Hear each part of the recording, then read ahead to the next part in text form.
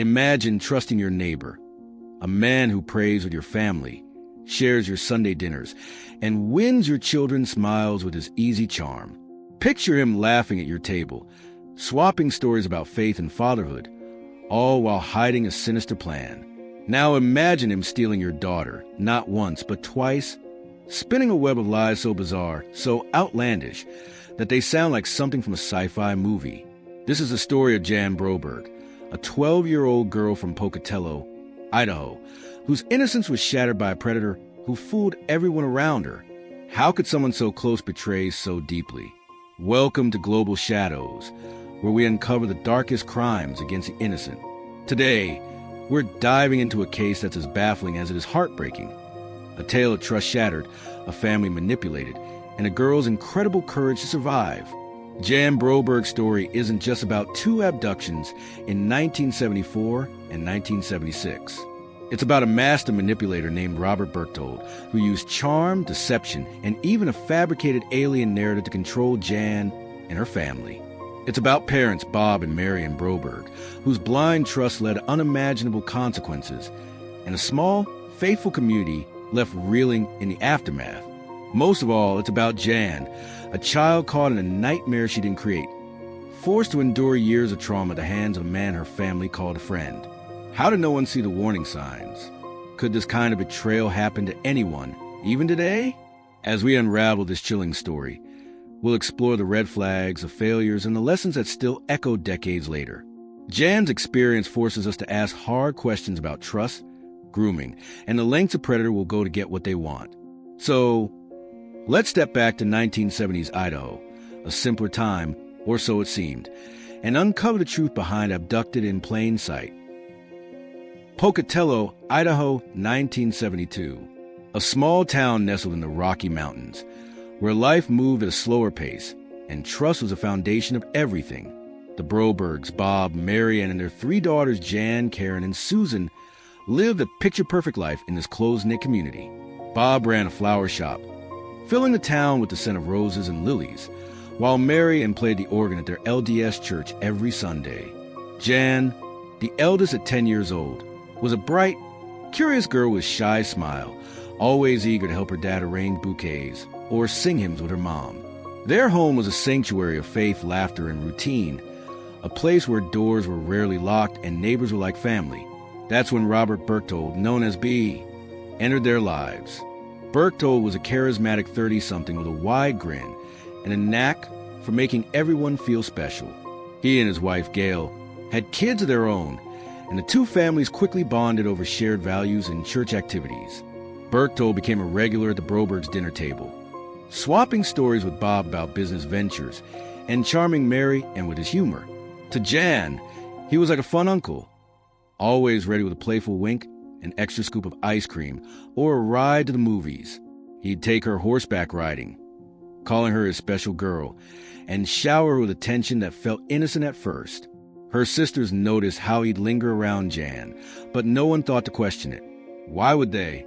In Pocatello, people like Berchtold didn't raise red flags. But behind the smiles, Berchtold was calculating. He spent hours observing the Brobergs, learning their routines, their weaknesses, their unshakable trust. He'd lie awake at night, plotting how to make Jan his own, all while shaking Bob's hand at church the next morning.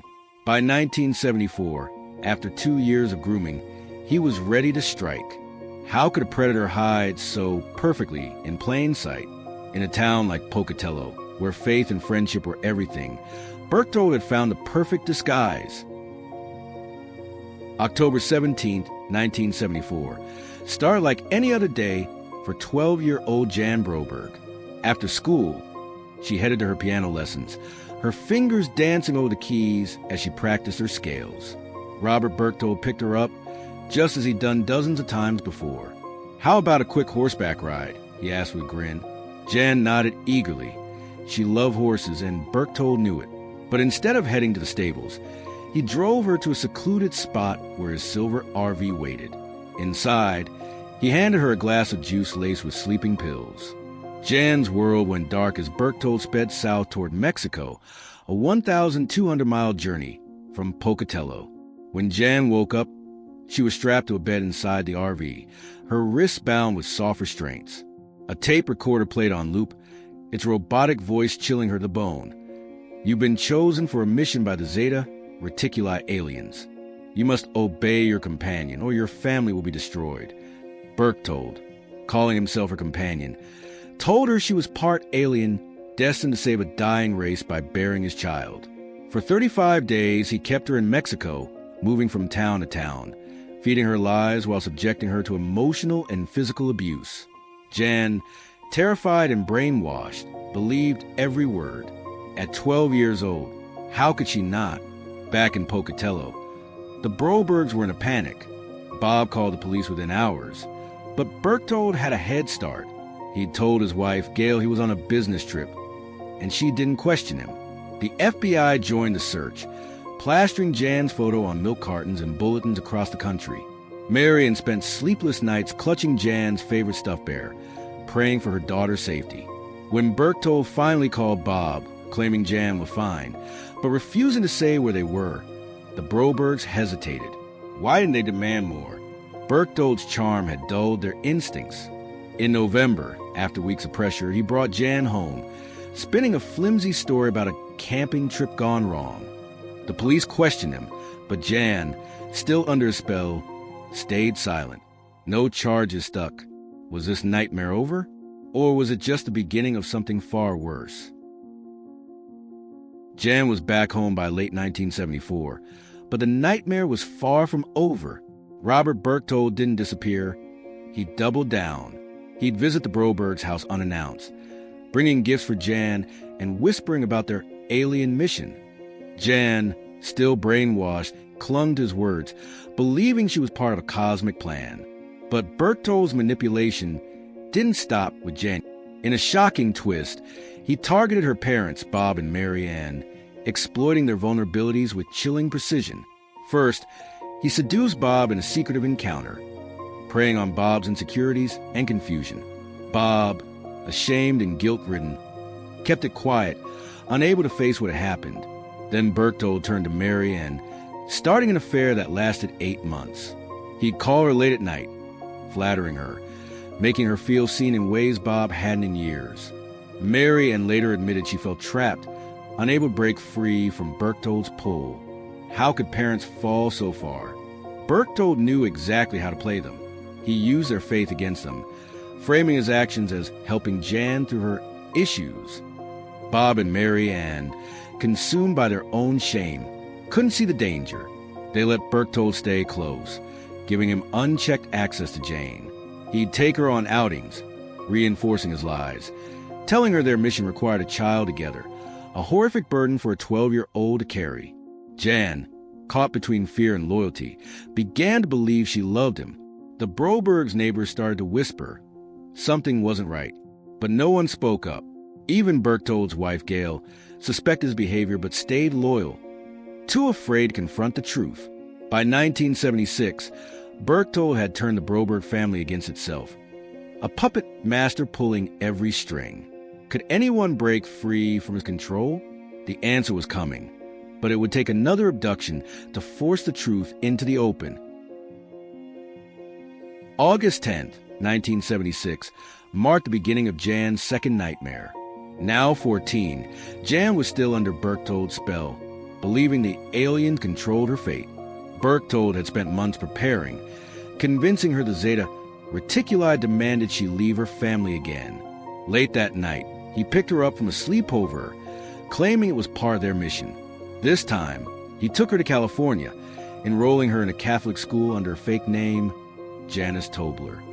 For 14 weeks, he kept her hidden in a rundown motel, posing as her guardian while feeding her the same alien lies. Jan, torn between fear and loyalty, obeyed, her mind clouded by years of grooming. In Pocatello, the Brobergs were devastated. Bob and Mary knew immediately who was responsible. They'd failed to cut Berchtold off after the first abduction, and now their daughter was gone again. The FBI launched a nationwide manhunt, tracing Berchtold's calls and tracking leads across state lines. Bob spent days on the phone, pleading with authorities, while Marion prayed through her tears, clutching Jan's diary for comfort. Berchtold taunted them with letters, claiming Jan was happy and where she belonged. The community turned on the Brobergs, whispering about their naivety. How could they let this happen twice? After months of searching, the FBI found Jan in California, living under Berchtold's control. He was arrested and Jan was brought home, but she was a shell of herself, silent, distant, still believing Berchtold's lies.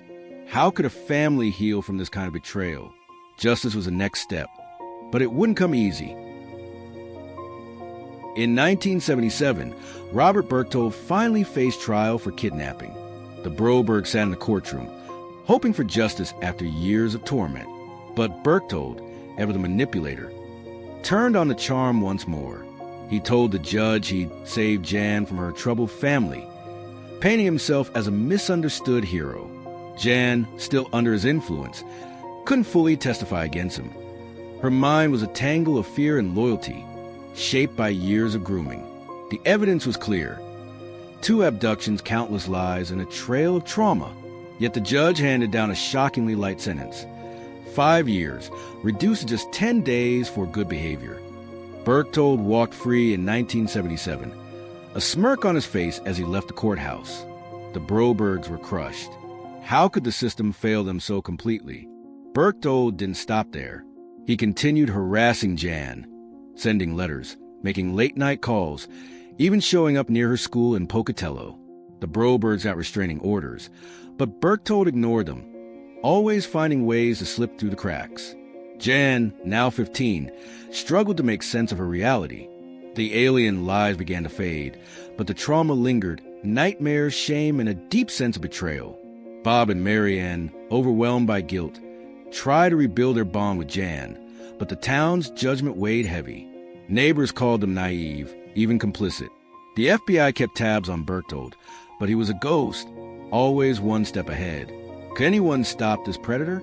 Jan's strength was starting to emerge, but the road to healing was long, and justice still felt like a distant dream. As the years passed, Jan Broberg began the slow, painful journey of reclaiming her life.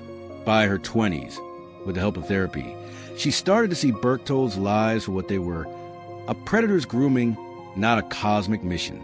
The alien story unraveled, replaced by the harsh truth of her trauma.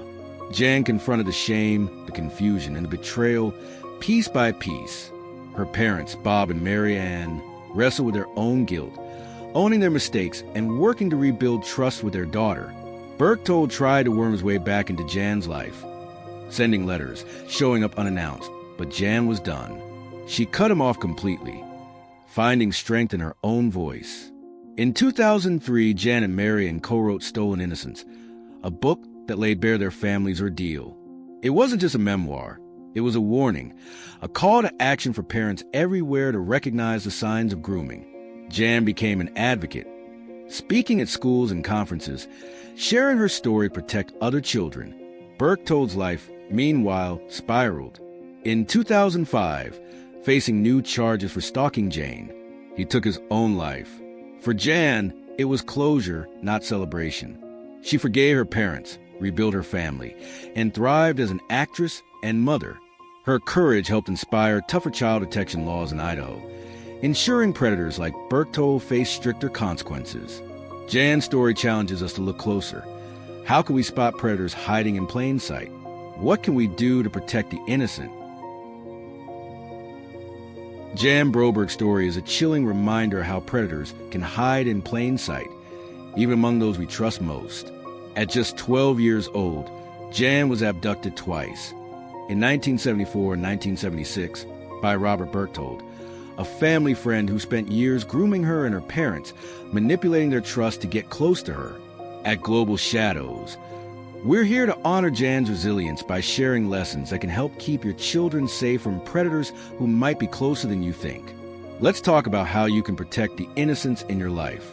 First, be cautious about who you let into your child's life, even if they seem trustworthy.